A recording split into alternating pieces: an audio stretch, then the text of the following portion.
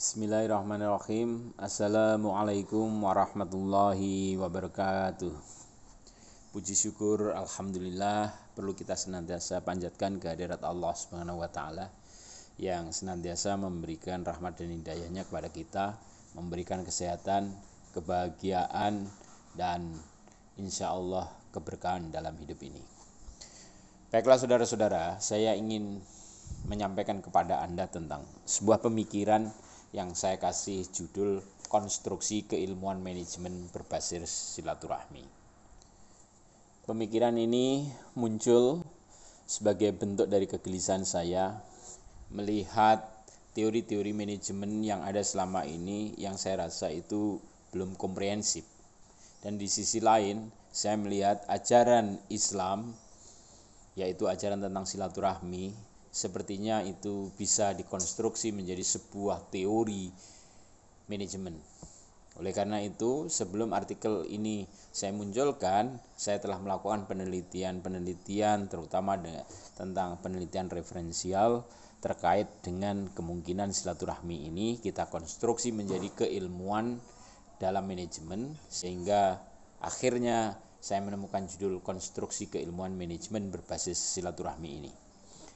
Baiklah saudara-saudara, akan kita mulai dari melihat perkembangan ilmu-ilmu manajemen, ya, teori-teori manajemen yang dari awal. Manajemen sebagai ilmu, kita tahu bahwa itu diinisiasi oleh Frederick Winslow Taylor, kemudian diperkuat oleh Henry Fayol dan J.R. Terry. Nah, pada waktu itu teori manajemen inilah yang disebut dengan scientific management. Nah, teori-teori manajemen yang dihasilkan oleh Taylor, Fayol, dan Terry ini saya namakan classical management. Nah, pada mazhab classical management ini pemikiran manajerialnya menekankan pada produktivitas dan sudut pandang yang dipakainya adalah organizational perspective. Jadi semua dikembalikan kepada organisasi. Tentu saja pemikiran ini pada waktunya adalah berjalan sangat kuat dan itu digunakan oleh industri-industri ketika itu. Namun pada perjalanannya teoritikus lain melihat bahwa ada kekurangan. Kekurangannya adalah kenapa hanya dilihat dari sisi produktivitas saja. Sedangkan produktivitas itu ada aktor yang meningkatkan produktivitas, ada aktor yang menciptakan produktivitas, yaitu adalah manusia. Oleh karena itu, kemudian Elton Mayo, Frederick Esbach, dan Abraham Maslow itu memulai satu pemikiran manajemen yang kemudian saya namakan dengan mazhab humanist management. Pemikiran-pemikiran mazhab humanist management ini menekankan pada motivasi dan kompensasi. Oleh karena itu dari pemikiran-pemikiran humanist management ini muncullah teori-teori motivasi dan kompensasi yang hingga kini masih relevan dipakai. Nah, humanist management ini sudut pandangnya adalah pada individual perspektif. Oleh individual perspektif. Sama seperti mazhab classical management, mazhab humanist management ini juga mendapat dukungan. Hanya saja pada akhirnya mendapat kritik dari pemikiran yang dilakukan oleh Charles Barnard, Norton and Kaplan, Rampersad dan lain sebagainya, yang melihat bahwa bicara tentang manajemen tidak hanya bicara tentang sumber daya manusia, tetapi harus bicara tentang keseluruhan. Maka pemikiran-pemikiran dari Barnard, Norton and Kaplan, Rampersad dan lain sebagainya ini memunculkan satu pemikiran tentang sistem manajemen. Jadi inilah yang kemudian saya kasih nama mazhab systemic management. Systemic management ini menekankan pada sistem dan sudut pandangnya adalah pada mekanisme perspektif. Nah, dengan berjalannya waktu, meskipun sistem manajemen ini juga mendapat dukungan yang banyak, tapi kemudian ada satu pendapat arus yang sekarang menjadi arus utama itu yang dimotori oleh Darvish, Saidipur, Yu Yuang Hung itu melihat bahwa manajemen itu tidak hanya pada sistem, tapi Yang terpenting adalah orang-orang yang ada di dalamnya itu yang menekankan pada aspek kewajiban yang itu didrive oleh pengetahuannya. Maka kemudian pemikiran Darwish, Sedibor, Yu Yuang Hung ini saya masukkan ke dalam mazhab kontingensi. Mazhab kontingensi ini menekankan pada intelektualitas dan sudut pandangnya adalah knowledge management. Nah, oleh karena itu saudara-saudara, kalau kita lihat dari berbagai jurnal-jurnal yang beredar di dunia manajemen, knowledge management sekarang menjadi arus utama dalam pemikiran-pemikiran manajemen. Hanya saja saudara-saudara, pemikiran-pemikiran yang ada itu saya melihatnya masih menyisakan problem. Ada problem dasar yang itu tidak bisa diatasi oleh mazhab manajemen yang tadi itu. Problemnya adalah, yang pertama adalah problem inequality, ketidaksetaraan. Di dalam setiap pemikiran itu masih ada level ketidaksetaraan. Dan ketidaksetaraan ini berkaitan dengan problem yang berikutnya adalah zero sum game. Sifat dari pengelolaan manajerial yang ada itu bersifat zero sum game. Kemudian kita lihat, kalau kita cermati di situ ada sifat-sifat atomistik.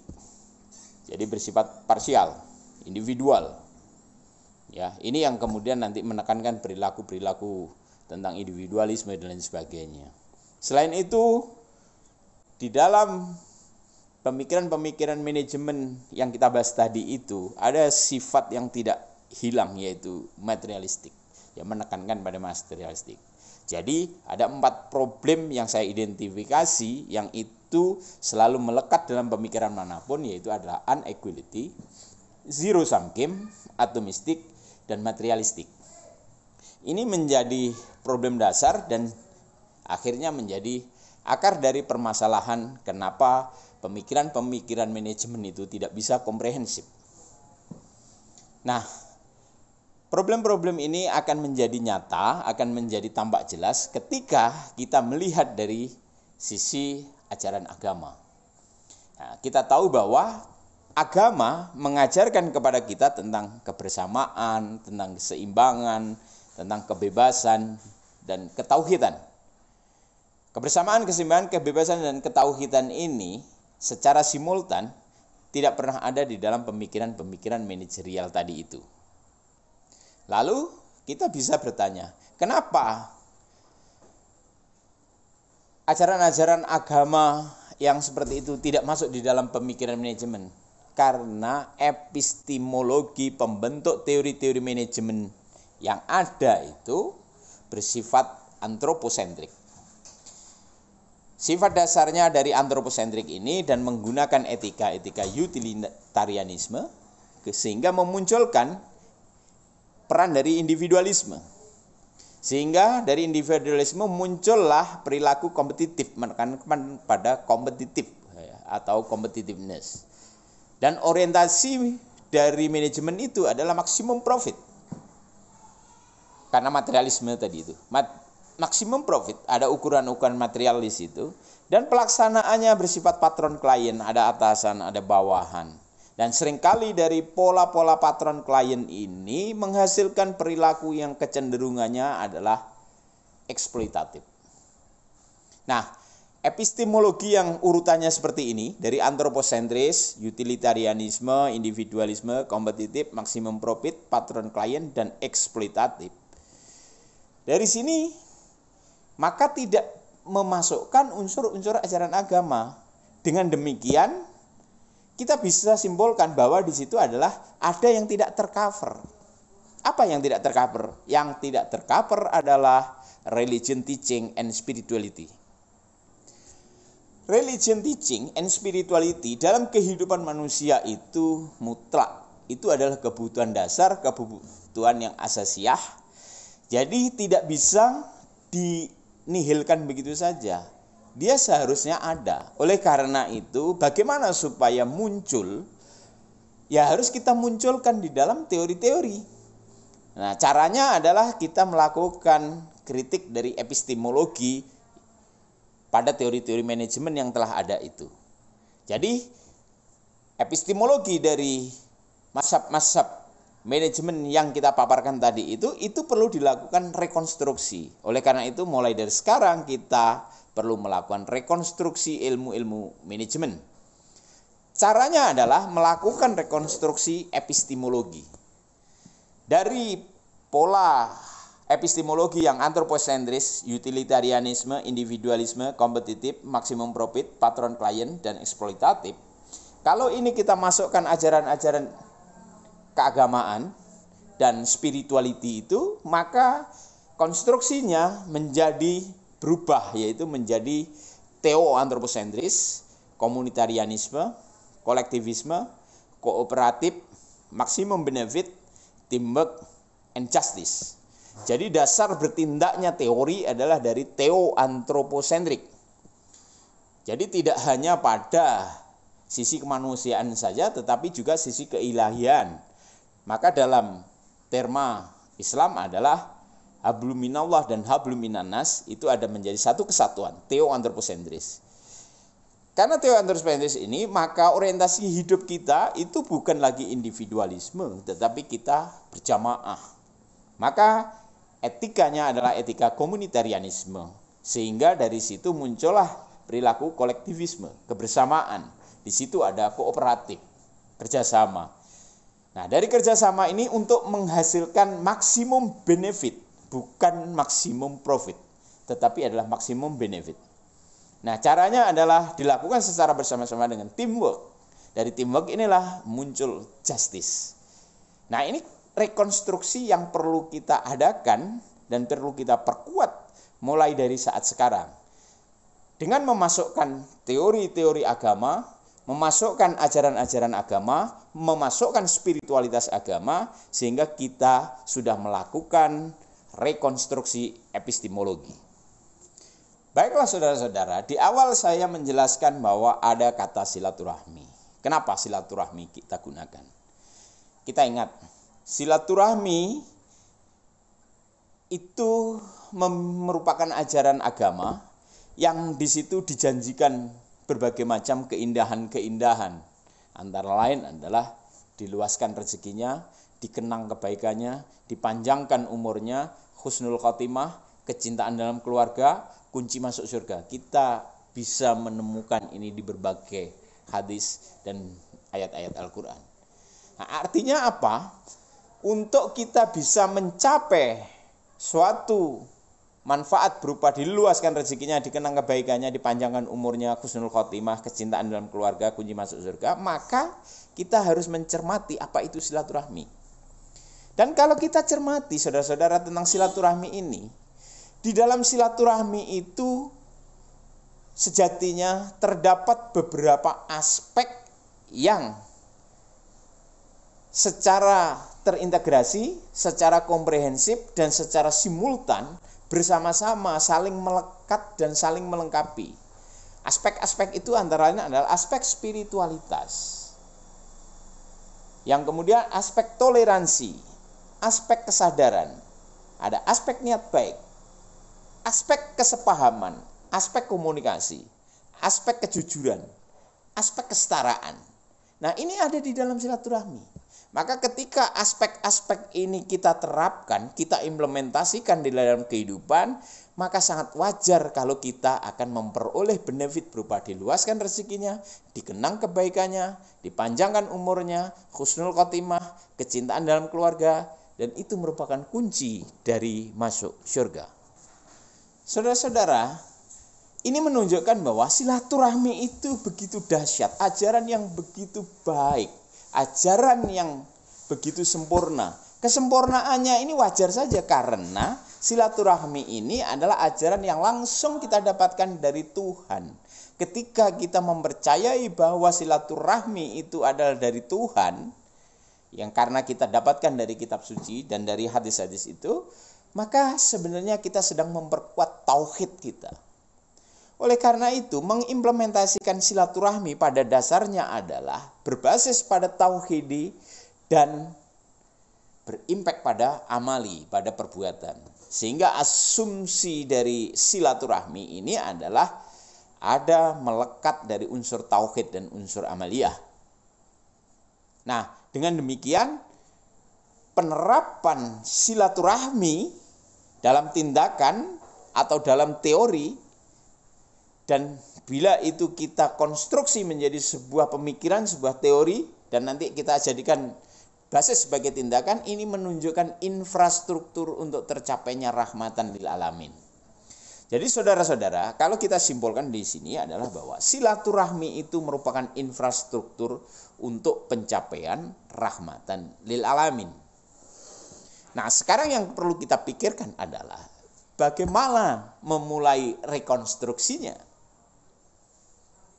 Karena keilmuan-keilmuan manajemen sekarang ini sudah begitu membahana, sudah begitu terkenal, dan sudah begitu meluas di seluruh dunia.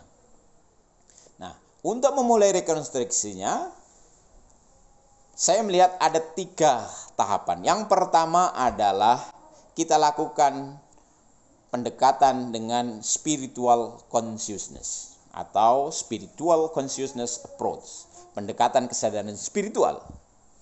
Ini harus kita kuatkan. Setelah tahapan spiritual consciousness approach ini selesai, maka kita masuk kepada scientific approach.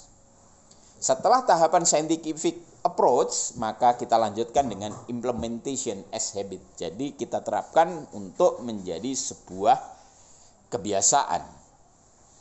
Nah, saudara-saudara, tahapan proses rekonstruksinya itu kita bisa gambarkan menggunakan siklus daur hidup.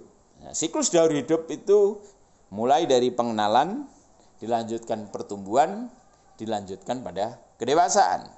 Pada tahap pengenalan ini, kalau kita lihat kerangka waktunya, ini berarti setara atau serupa dengan jangka pendek.